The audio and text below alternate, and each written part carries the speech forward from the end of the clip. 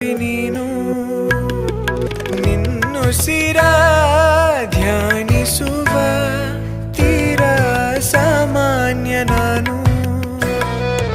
ಆಕಾಶದಲ್ಲಿ ನೀ ದೀಪವಾದೆ, ഇരുಳಾಗಿ ನಾನು ನಿನಗಾಗಿ ಕಾದೆ. ಈ ಮೌನಕ್ಕೀಗ ಮಾಧುರ್ಯವಾದೆ, ಹೊರತಾಗಿ ನಿನ್ನ ನಾ ಖಾಲಿಯಾದೆ.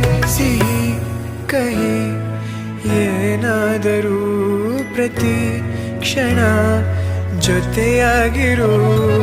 ಇನ್ನು ಬೇಕಾಗಿದೆ ಒಲವು.